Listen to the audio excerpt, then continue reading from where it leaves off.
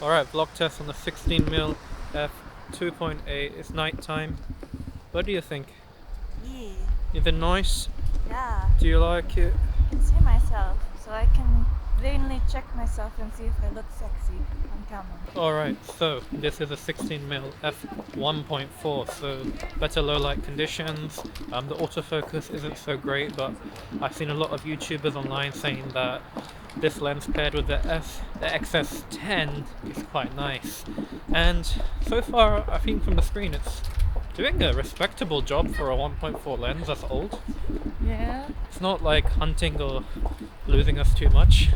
maybe. I might prefer this actually, and yeah. Hey guys, welcome back to the channel, and yes, we will be doing a review, well, a first impressions of the Fujifilm XS10 and how I feel about it, little quirks, and also how does it compare to the Fujifilm X-T3, which is my favorite camera. So yeah, let's get into it.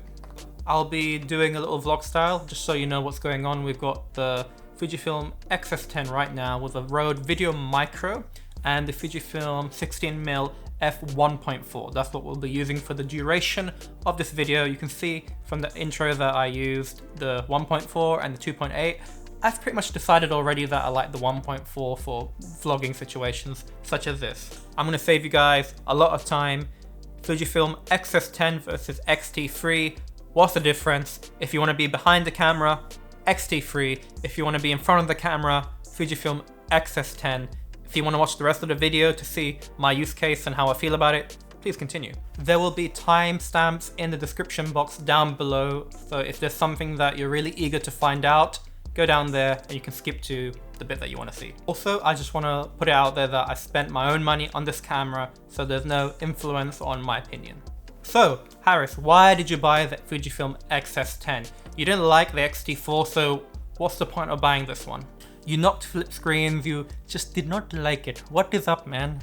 Well, as I've explained in my previous videos, this flip screen mechanism here, this one, the tilt screen, works for me much better. 90% of what I do is weddings, documentary, corporate type work, a lot of being behind the camera. Now the X-T4 was not really specialized in anything for me, it was more of a catch-all, and the Ibis for me was a bit funky. The Ibis on this seems to be okay and usable for my situations. Now, like I said, 90% of the time I like to be behind the camera, so that extra 10% which I was lacking, I've decided to sell these two cameras in favor for this one. The X-T30 was for me a B cam, and now the XS10 can be a B cam, and I had some problems with the X-T30. It wasn't that great for video. It was quite funky.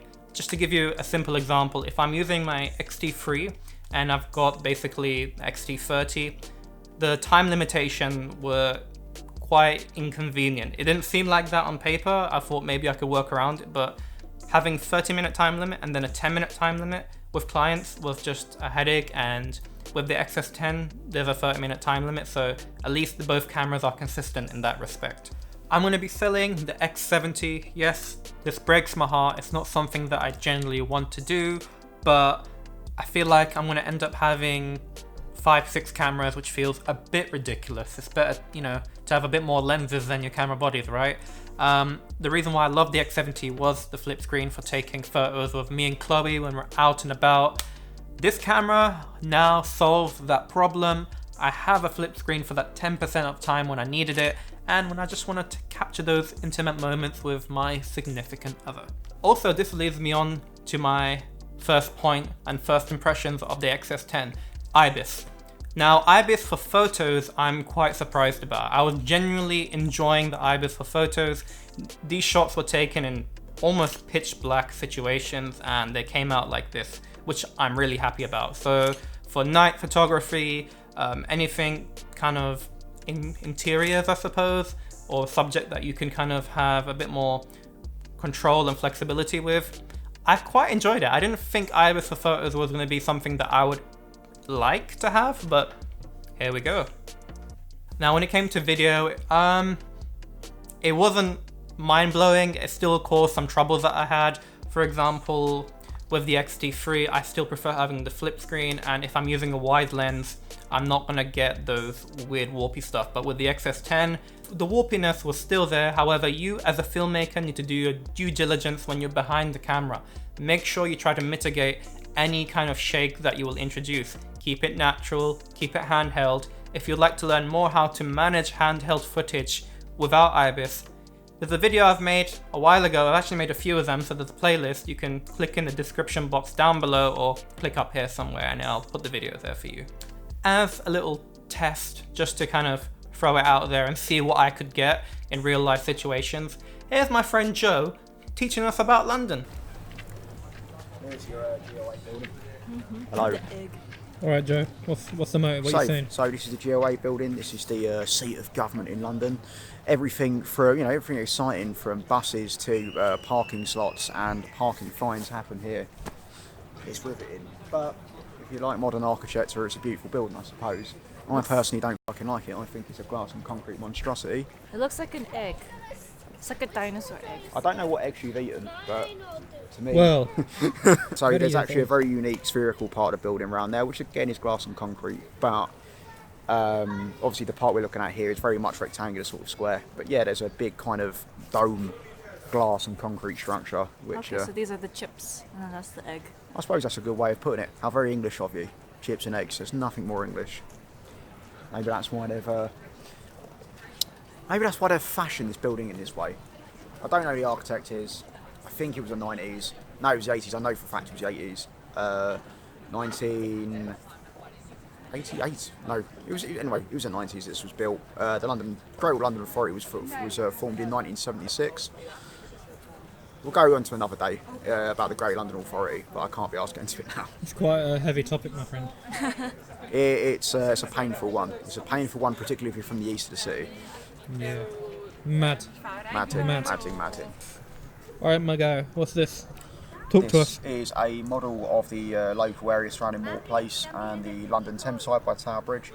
You can't make out much of it. All we know Tooley Street runs on the back. That's where the old London Dungeons is. Where the fuck is London Dungeons now? It's at, it's the City Hall, isn't it? It's over by Westminster. But as you can see here, that was the old London Dungeons. This is where we are now, in front of the old GOA offices on the riverside. HMS Belfast is right there.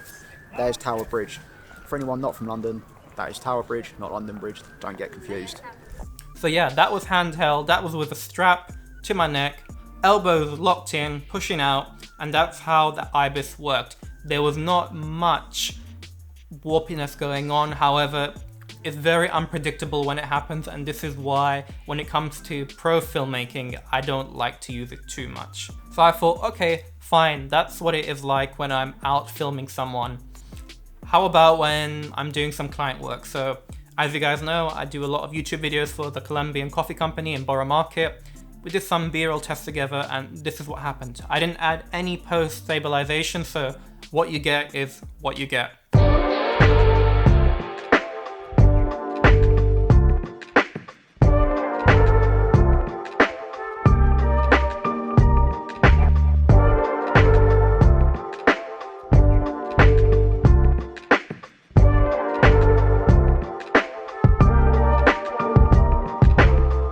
Alright, so while I'm doing this, I just want to give you my authentic first impressions of B-roll, slow motion, 56mm f1.2. You know, that's what I like to do. That's how I shoot my B-roll. Handheld, 56 1.2, yeah? Remember that. And I have to say, for the 56 1.2, fine. I didn't notice anything funky. Handheld, it actually took away a lot of the jitter, so it was a lot more usable than I thought it would be. So I guess I could say that Ibis is definitely great for like holding anything above 35mm. That's what Reggie told me, and I have to say, Reggie, you're absolutely right. I do notice a difference after 35mm, but from once you go below that, I'm not feeling it. So definitely above 35mm. I do have to say, with the Ibis, I found it a bit strange, like even with the camera turned off, if I'm just like gently holding it in my hand sideways, I could feel like the shit vibrate. It was really weird. Like, and then you open up the lens cap and you see the thing shake. strange, man. Next up is the flip screen. Now, the flip screen, as I mentioned before, 90% of the time, I like to have the tilt screen. It just works for me much better when you're behind the camera. And the flip screen, 10% of the time, for example, in this situation, works great. I will definitely be using this camera more as a backup B cam and mainly just to film myself, which is doing great. I can see myself, I know everything's working fine.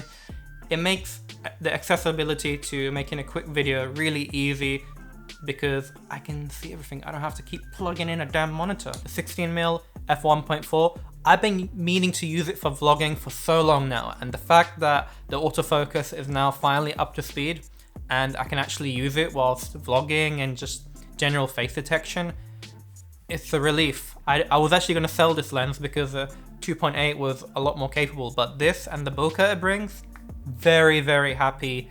This combination, I'm loving it. 10-bit versus 8-bit, what do you think? Well, when I used the X-T3 as my B cam, honestly, when it came to editing, there was not much problems that I have. I didn't really notice too much. So yeah, 8-bit's fine for a B cam.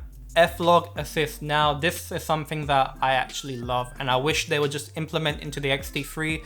This would make the X-T3 the just full, well-rounded beast of a camera, which is perfect for me. Some things that really, really just pissed me off. So this dial right here, I can only change my film simulations. Why can't this be assigned to ISO, for example? Not to mention, with ISO, you can only use one button to change your ISO. I can't use the command dial, rear, or the front one. That, to me, pisses me off, and I'll explain why. If you're using Fuji cameras, they all seem to have a good amount of flexibility, which you can customize and have your own layout. Now, the fact that I can't do even near the same amount of customization, it makes it feel like I'm out of the Fuji ecosystem. It's like I'm using a completely different camera system sometimes. That was my first impression when I got it out the box, and I was quite disappointed. However, once you overcome that hurdle and you get to see the nice quality that it brings and how it fits in with your workflow, it's great. And like I said, this is going to be a B cam, so I can put up with the little quirks. But it is something that I would like to put out there to Fujifilm, that please allow a bit more customization. This would make this camera so much better and actually feel like it's part of your ecosystem. Overall, this camera feels fit for purpose. I'm really enjoying it. The accessibility and the size of it is so much better. The grip, oh yeah, I forgot to mention about the grip. The grip is really nice, surprisingly. I didn't think I'd like it. I didn't like the X-T4 grip. It was kind of, the ratio from body to grip was a bit awkward. This one's not too bad actually. Quite enjoyed it. And it's not trying to be everything at once. It's got one job, and it's to vlog, do some quick videos, be a backup camera to my X-T3. This is my own personal subjective opinion, so take from it what you want. Overall, X-T3, you're behind the camera, you're using the pro work, and it's just a joy to use. X-S10, bit more fun, bit more on the automatic side. You can still use it for photos because it's got the same sensor as the X-T3. On the button layout side of things, I'm genuinely quite disappointed. I feel like with the X-T3, they did a really good job. It was really seamless picking this up from an X-T3. I feel like even if you're an X-T4 owner and you pick this up, you're a bit like, hey man, what happened to the MFC? Like, come on, just basic things that should have been taken care of. So yeah, this is just the first impression. I've only had it for a week, so these are just my thoughts and feelings in the moment that we're in right now. It could change. If you have any questions, please leave it in the comment section down below. Why am I making a video and giving so much opinion straight away? Well, Fujifilm cameras are all pretty similar. The sensor that I've been using has been the same throughout. It's just that this model has a different format, so I feel like I can give a bit more of a bold statement right now. So yeah, if you like content like this, if you like a lot of Fujifilm, filmmaking, photography kind of stuff, little bit of behind the scenes, consider subscribing. I will see you next time I feel like making a video, which will probably be a bit more often now because I have the Fujifilm XS10, mate. What do you think of this, bro? This is, wow, what is this camera, bro? It's basically an X-T3 upgraded with a flip screen. Whoa. So now we can obviously see what's going on in it. Oh, I get, you know what, I know. Okay. This is so weird. It felt so normal. Yeah, You know, yeah. but It like- felt like familiar, like Canon or something. Yeah. Wow. That's insane, man. It's about time. This is amazing. And it's got Ibis built in, so if you have those shaky hands, Yeah, I will definitely be needing that. especially for you, man, with your Oh. content. So smooth. Yeah. Nice, man. Nice.